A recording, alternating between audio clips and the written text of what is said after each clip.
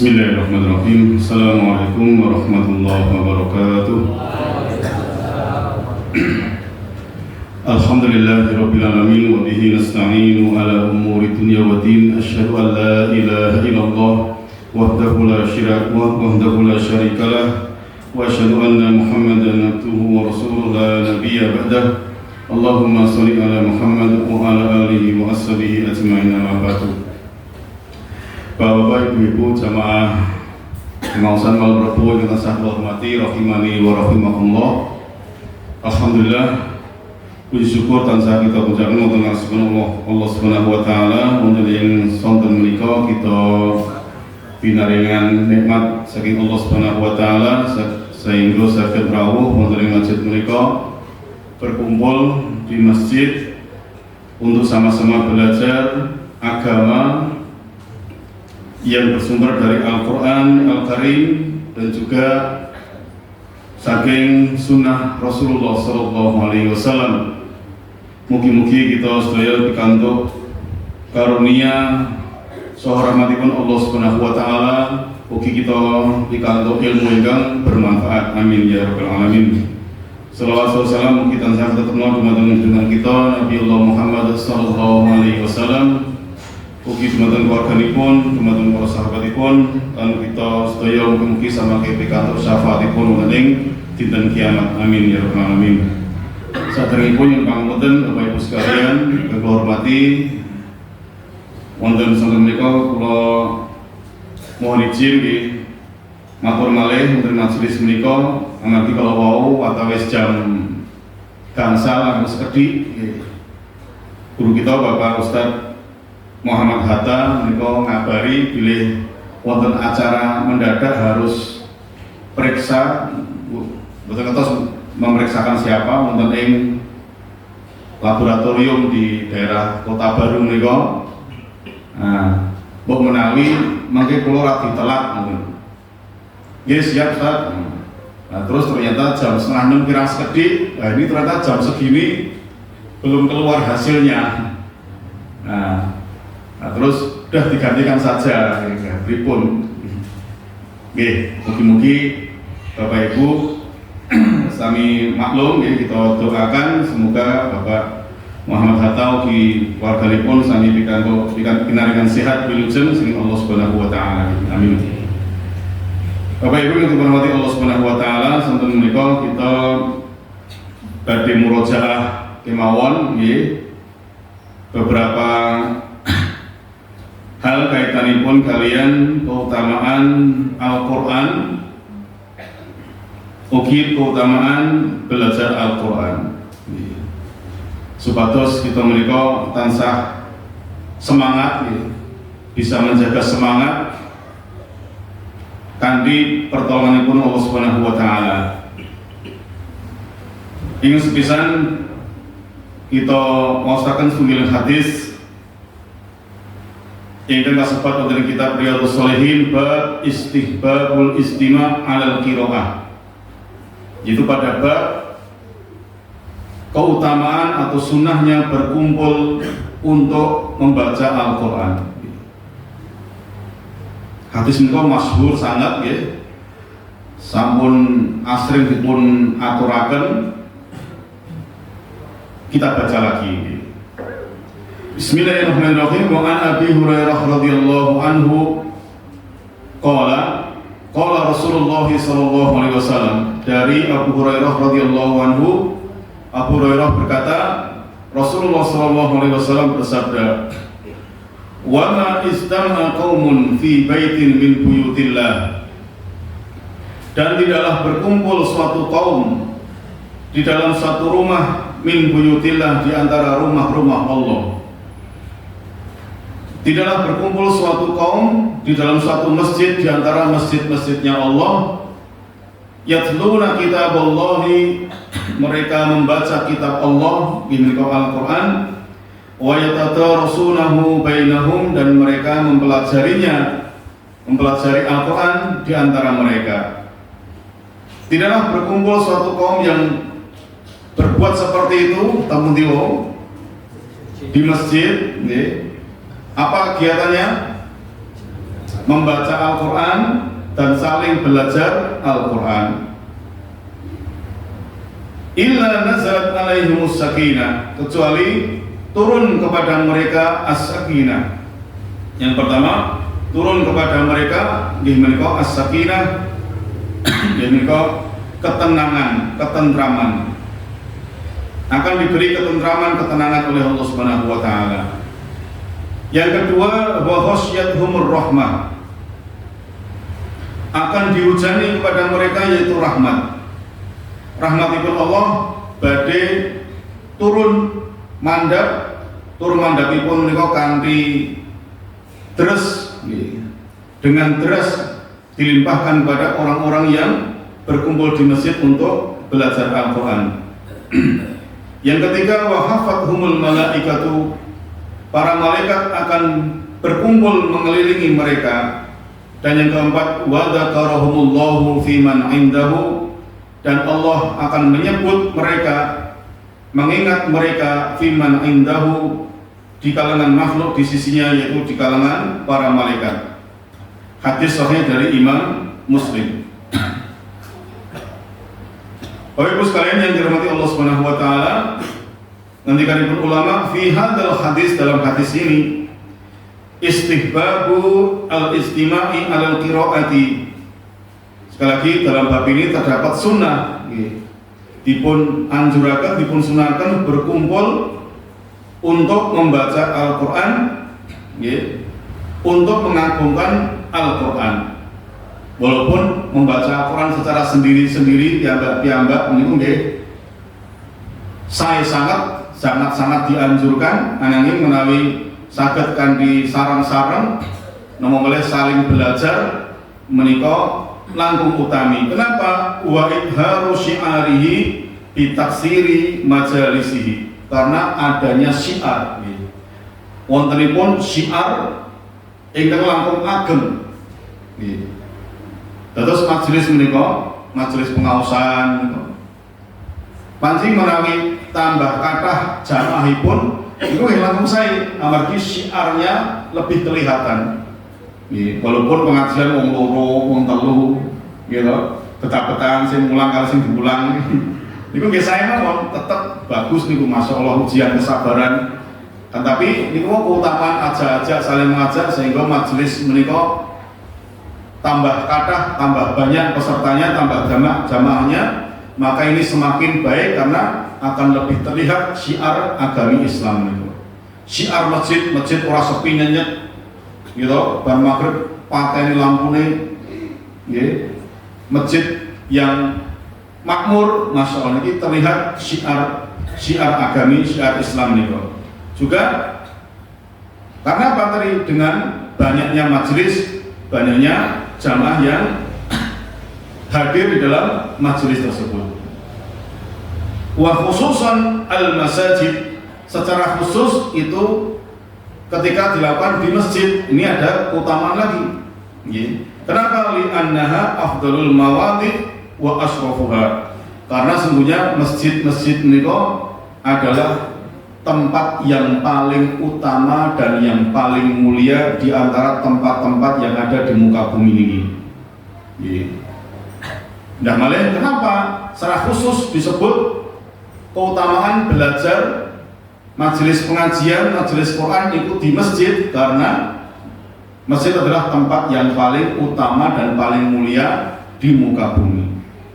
Walaupun belajar Quran di rumah juga baik, belajar Quran di kantor mungkin ya, Bapak Ibu yang di kantor, kadang kantor mengadakan pengajian seminggu sekali untuk karyawan, itu baik-baik saja, bagus sekali ya. Tapi kalau secara khusus dikit di masjid, maka karena di masjid ada keutamaan tersendiri di antara tempat-tempat di muka bumi. Nah, bisa mengenai ya, monggo kula sami tiang Islam, kita orang Islam, tempat ibadahnya itu masjid, ya kita harus senang dengan masjid, karena masjid ini adalah tempat yang paling utama, paling mulia. Orang Islam harus senang ke masjid, ya, untuk sholat, untuk belajar, untuk ngaji. Nah, kalau ada orang Islam kok tidak senang dengan masjid, nah ini untuk senang ini nanti. Ya, nah, kita harus senang dengan masjid.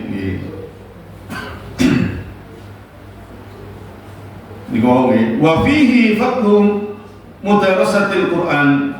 Di dalam hadis itu juga terdapat keutamaan belajar Al-Quran.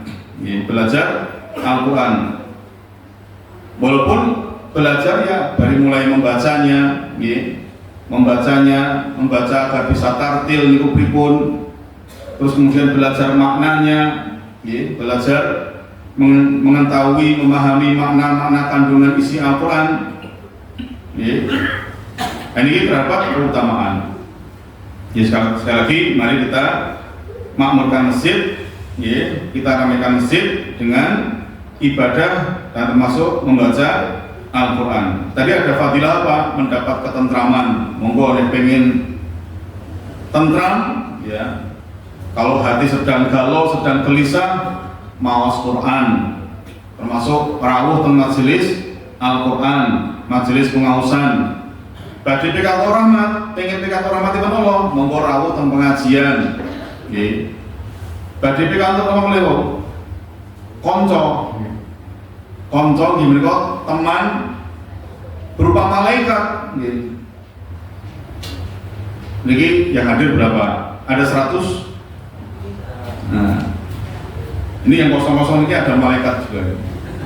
Malaikat banyak nih. Tadi janji Rasulullah, "Wahafathumul malaikatu." Para malaikat akan hadir di situ mengelilingi mereka. Gitu. Percaya karena kita yakin dengan Kanjeng Nabi Muhammad SAW. Kita yakin dengan sabda Nabi. Itu benar adanya. Malaikat akan mengurungi majelis ini. Wa a'lahu, dan yang paling utama kata ulama yaitu dzikrullahi lahum fi man 'indahu minal malaikati. Di antara 4 fadilah tadi, keempat keutamaan tadi, yang paling utama adalah yang keempat tadi, yaitu dzikrullahi lahum, penyebutan Allah bagi mereka fiman indahu minal malaikati, di kalangan makhluk di sisinya di langit sana dari para malaikat. Ini keutamaan yang paling utama, yang paling tinggi, yaitu ketika Allah Subhanahu wa taala menyebut nama hambanya yang lemah ini, yang banyak kelemahan ini, gara-gara kita senang hadir di majelis-majelis taklim, Allah Subhanahu wa taala menyebut kita, dan disebutnya itu tidak hanya di hadapan manusia tapi di hadapan para malaikat. Masya Allah. Fadkuruni adkurkum. Allah sudah berjanji, maka ingatlah aku akan ingat kamu sekalian, akan menyebut kamu sekalian. Sebutlah aku akan menyebut kamu sekalian. Ini diantara janji Allah Subhanahu wa taala. Nanti dalam tafsir yang lain, fadkuruni, ingatlah aku, bitaati, dengan mentaatiku, adkurkum, aku Allah akan ingat kamu sekalian, bil ma'unati, dengan pertolonganku. Siapa orang yang senang mengingat Allah, senang berzikir kepada Allah, termasuk kita pengajian di sini, kita diingatkan oleh Allah, diingatkan tentang nikmat Allah, diingatkan tentang perintah-perintah Allah, diingatkan tentang larangan-larangan Allah. Kita ingat kepada Allah, jadikan ingat kepada Allah, maka Allah berjanji akan juga mengingat kita dengan senantiasa memberikan pertolongan kepada kita sekalian. Bapak Ibu yang dirahmati Allah Subhanahu wa taala, ini yang pertama terkait dengan keutamaan berkumpul di masjid, membaca Quran di masjid. Niku jelas ada keutamanya, dalilnya ini. Jangan sampai membaca Quran di tempat-tempat yang tidak diperintahkan. Membaca Quran sewu di kuburan, ya tidak ada perintahnya. Lebih utama di rumah atau di masjid. Apalagi membacanya sambil belajar, sambil belajar. Alhamdulillah, dari hadis ini pula Bapak Ibu menawi tadarusan, maos Al-Quran, membaca Quran dengan semak-semakan seperti itu, maka diniatkan selain kita niat untuk menghatamkan Al-Quran, juga diniatkan untuk belajar. Karena hadisnya tadi berbunyi yatluna kitab Allah, satu, membaca kitab Allah, wa yatadarasunahu bainahum. Jadi selain membaca ada unsur belajarnya. ada unsur belajarnya, sehingga ketika mungkin Bapak Ibu dikoreksi ya, oleh gurunya atau oleh temannya niku nggih ya sabar namanya dikoreksi nggih. Monggo dipun ulangi, mau pun bulan-bulan terus buku yang sabar niku nggih. Nggih. Karena kita sedang niat belajar, nggih. Sedang belajar juga. Nggih. Untuk murid terus ya. Betul dari nggih. Nah, salah satu pun ini kita sekaitan dengan kalian Al-Quran, yaitu bab al-hasu ala suratin wa ayatin makhsusatin, bab tentang anjuran untuk membaca surat atau ayat-ayat yang dikhususkan,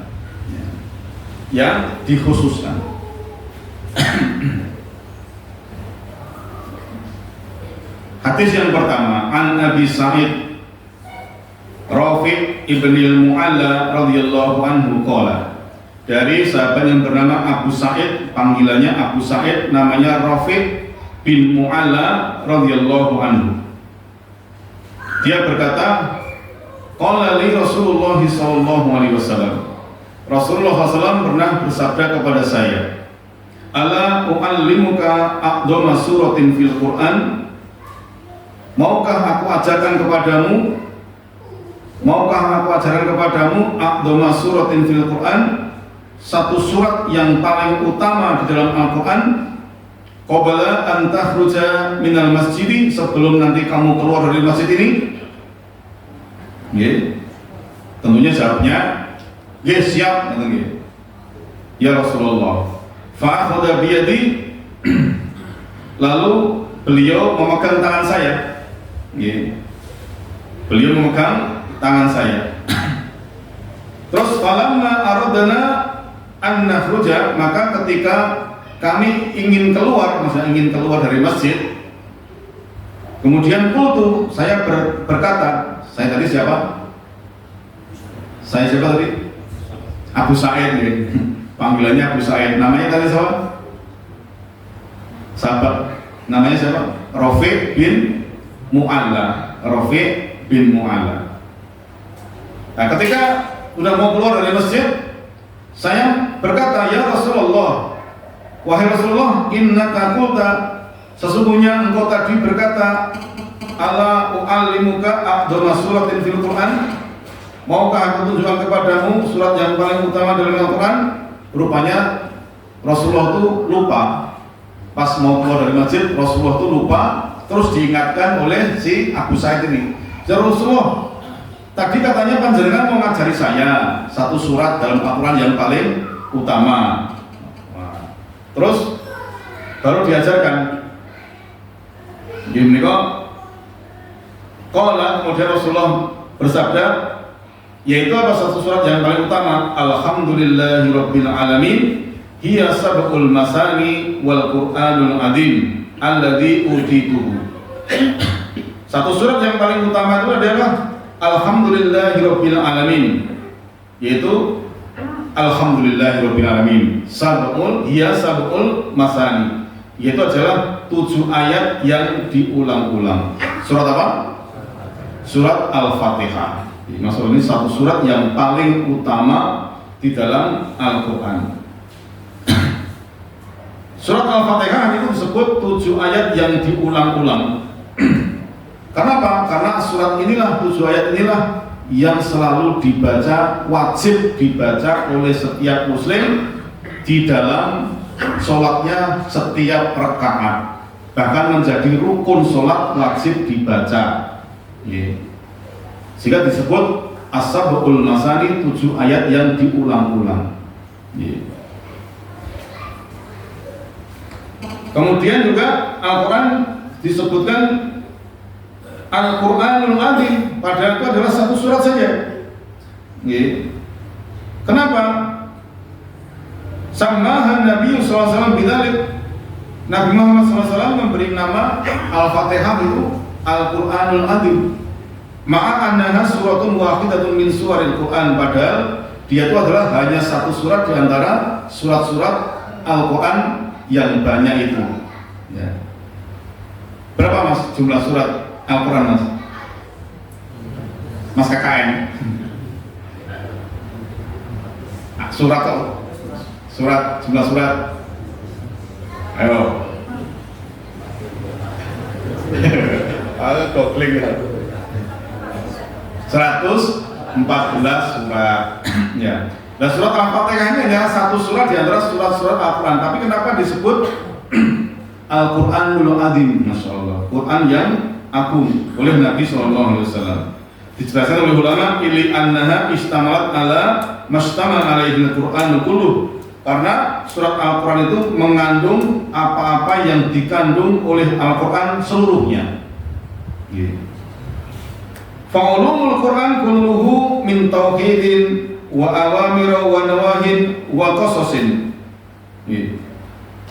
Di dalam ilmu Al-Quran semuanya itu ada ilmu tentang tauhid, tentang keimanan, ada perintah-perintah, ada larangan-larangan, wa qasasin, ada kisah-kisah. Ada kisah-kisah. Wa akhbarun, dan juga berita-berita. Berita tentang surga, berita tentang akhirat. Berarti ada 6 kandungan.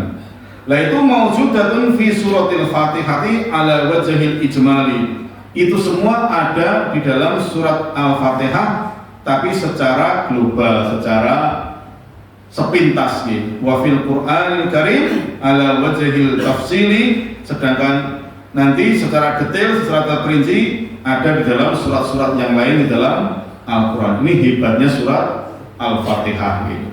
Surat Al-Fatihah. Saya membaca hadis ini teringat latar belakang ataupun rangkaian cerita tentang kenapa Rasulullah ingin mengajari siapa tadi? Abu Sa'id bin Mu'alla tadi. Awalnya Rasulullah itu memanggil Abu Sa'id tadi. Sedangkan Abu Sa'id sedang sholat, sedang sholat sunnah di masjid. Kuntu usolli fil masjidi fata'ani Rasulullah SAW. Saya sedang sholat di masjid, sholat sunnah ya. Terus Rasulullah memanggil saya. Falam ujibu, masih ingat ya? Lalu saya tidak menjawab panggilan Rasulullah SAW. Kenapa? Sedang sholat, ya, sedang sholat. Terus setelah selesai sholat, Abu Sa'id matur, ya Rasulullah, ini kuntu sholli. Tadi saya tidak menjawab panggilan panjenengan karena sedang sholat. Kemudian ditegur oleh Rasulullah.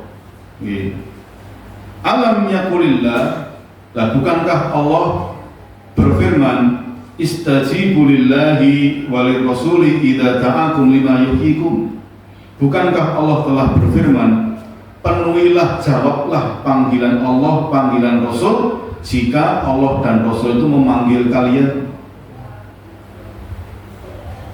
Kudune pripun kudune? Kudune nek dipanggil oleh Kanjeng Nabi, nah saniki dia aman nggih. Ora bakal dipanggil Kanjeng Nabi.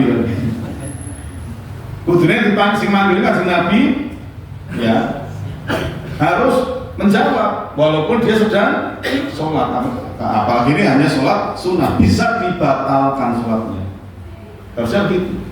Maka nasihat dari ulama, fa idza kana matluban mimman yusolli ayastajiba lirrasul sallallahu alaihi wasallam idza ta'ahu, maka apabila orang yang sedang sholat saja itu dituntut untuk menjawab, memenuhi panggilan Rasulullah ketika beliau memanggilnya, fa kaifa biman huwa mustahilun fid dunya.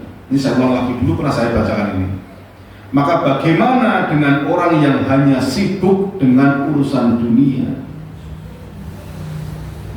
Summa yud'a ila sholati, kemudian dia dipanggil untuk sholat.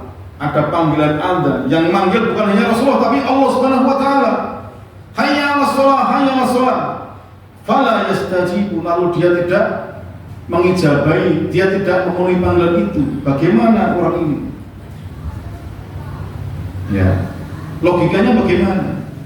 Ini orang yang sholat saja ketika dipanggil Rasulullah, kan ngomong, kan jawab, kan batalkan sholatnya. Dan ini wong ora sholat, ora pas sholat maksudnya ini, tidak pas sholat, hanya sibuk dengan urusan-urusan dunia, mungkin kerja, gitu, pekerjaan. Aurubama biasya'a ta'fihatin, atau bahkan kadang-kadang hanya sibuk dengan urusan yang remeh-temeh, urusan yang tidak begitu penting. Kata orang bahasa ramingsro, urusan sing ramingsro. Krungu adzan kok ora salat iki arep diapake. Niku bahasane niki kowe. Soale niki wau terus ditanda tanya lho. Terus piye nek wong iki piye? Monggo kita renungkan niki riwayat akhirnya Abu Said kalau terus diajari surat Al-Fatihah. Surat Al-Fatihah. Ini kalau semua keterangannya untuk memiliki mungkin terus gitu. Ini kalau beberapa sudah sampaikan di keutamaan surat Al-Fatihah, Masya Allah. Ini surat yang paling wajib dihafal nih. Monggo Bapak Ibu ora hafal surat Al-Baqarah mboten napa-napa nggih. Ora hafal surat Al-Baqarah ora apa-apa, ora hafal surat An-Nisa mboten napa-napa. Ning kudu hafal surat Al-Fatihah. Nggih. Masya Allah, harus hafal ini, berusaha hafal. Wah, kurang soal Pak, hafal itu tidak harus membaca, bisa dengan mendengarkan berkali-kali. Wong jenenge guru lagu krungu ra sengaja hafal nggih. Niku krungu ra sengaja nggih, krungu kalih umbah-umbah lan krungu dhewe wong nyetel nggih. Ya nyetel bukan kita, nyetel orang lain krungu ngerti hafal dhewe.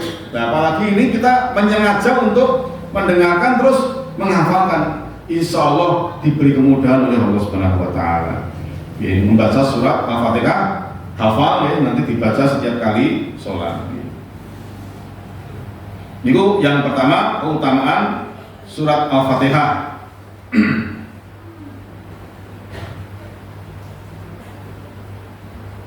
Yang kedua, wa an Abi Sa'id Al-Khudri radhiyallahu anhu anna Rasulullah sallallahu alaihi wasallam qala fi qul huwallahu ahad.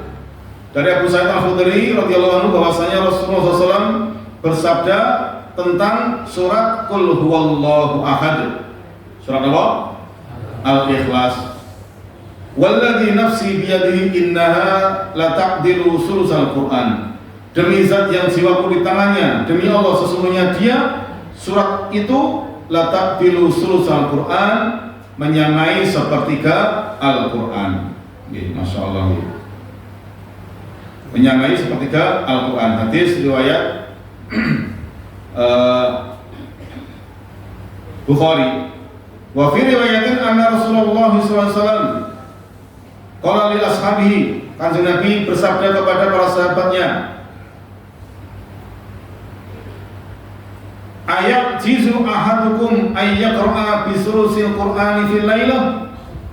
Apakah kalian merasa lemah untuk membaca sepertiga Al-Quran dalam satu malam?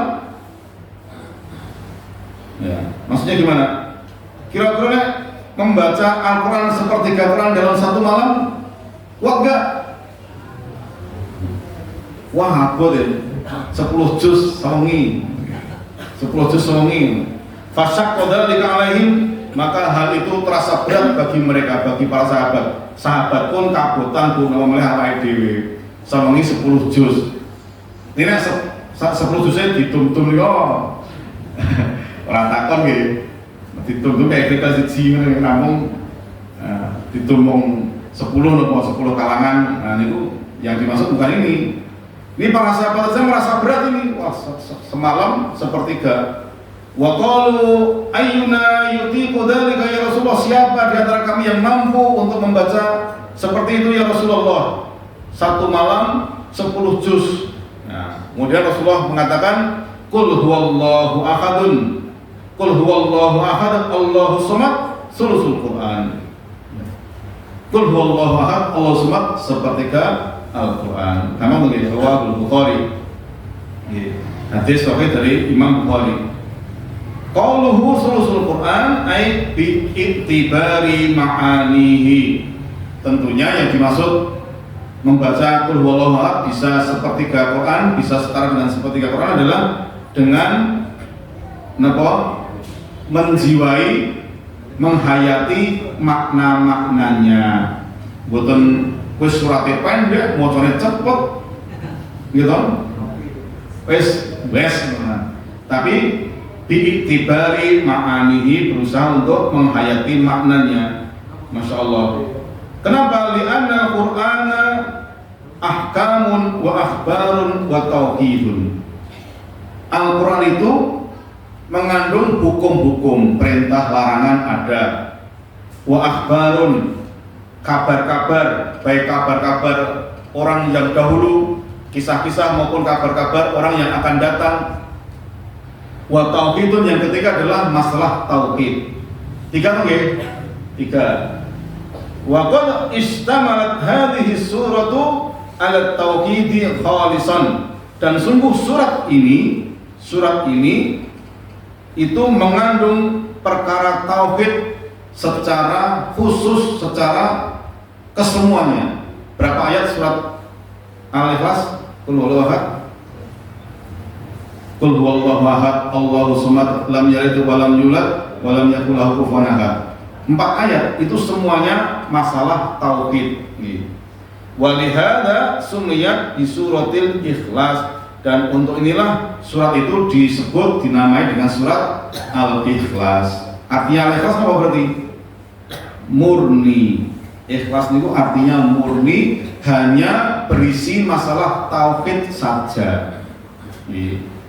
Maka kalau ingin iman kita murni, ya ikhlas itu orang yang amalannya, imannya murni hanya untuk Allah Subhanahu wa Ta'ala. Ibadahnya ikhlas, ibadahnya murni hanya untuk Allah Subhanahu wa Ta'ala, tidak berbuat syirik, tidak berbuat bandingan-bandingan untuk Allah Subhanahu wa Ta'ala. Menyembelih kurban ikhlas murni hanya untuk Allah, tidak boleh menyembelih untuk selain Allah Subhanahu wa Ta'ala. Nek kurban, nek pas Idul Adha nyembelih untuk Allah, tapi yang kini ajeng bangun jembatan nyembelih untuk sang penunggu sungai, nah, itu tidak ikhlas berarti kemarin korbannya.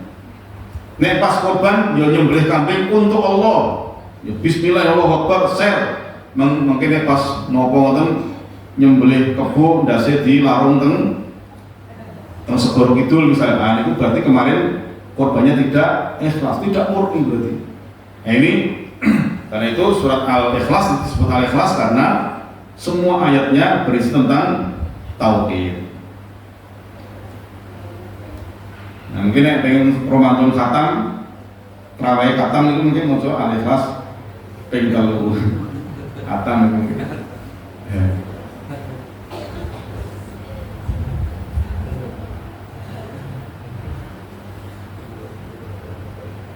Terus yang tahu terlalu gimana lagi? Nah.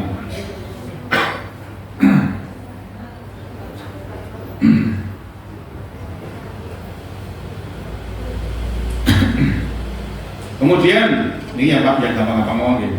Satu lagi nih dari Uqbah wa an Uqbah ibni Amir radhiyallahu anhu anna Rasulullah SAW qala, Rasulullah bersabda, alam taro ayatin unzilat hadhil lailata lam yura misluhunna qat, qul a'udzu birabbil falaq wa qul a'udzu birabbin nas.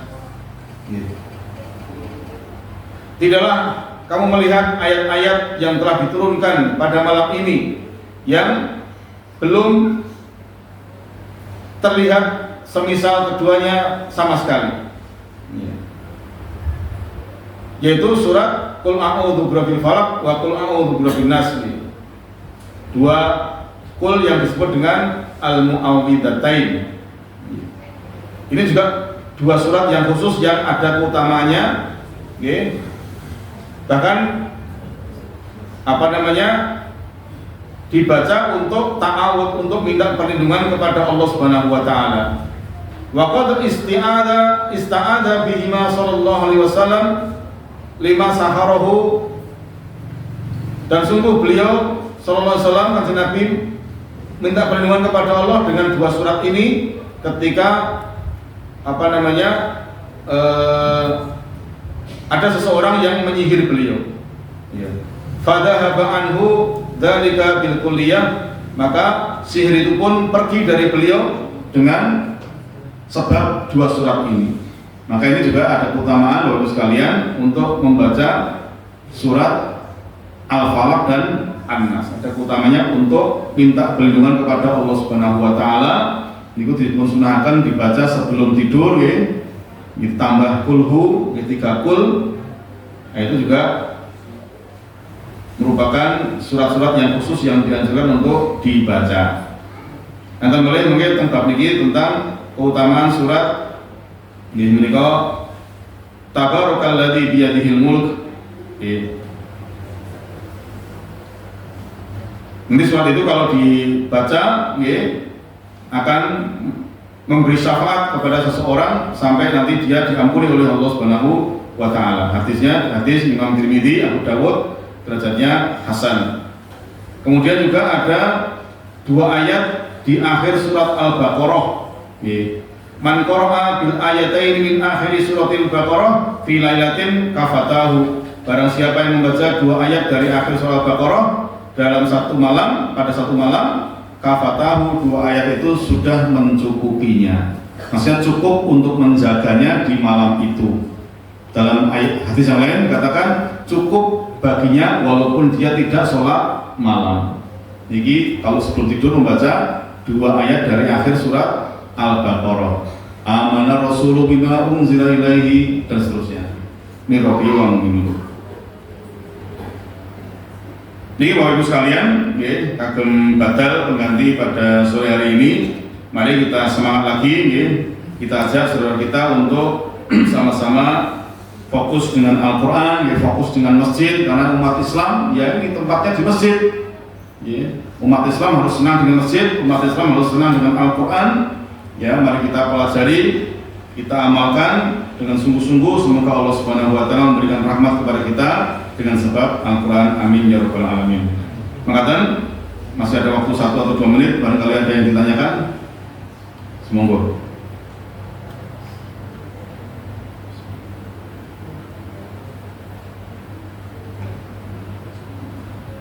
Ada yang hafal surat Al-Mulk? Ibu ada yang hafal, Bu? Salasuna ayat, 30 ayat.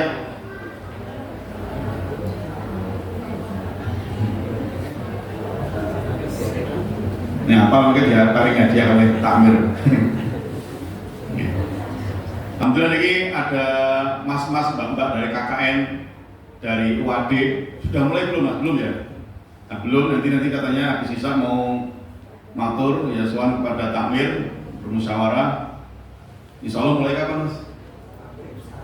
Tanggal 21 Oktober ini. Ini ada saudara-saudara kita yang mudah-mudahan nanti bisa saling kenal, kemudian saling memberi manfaat.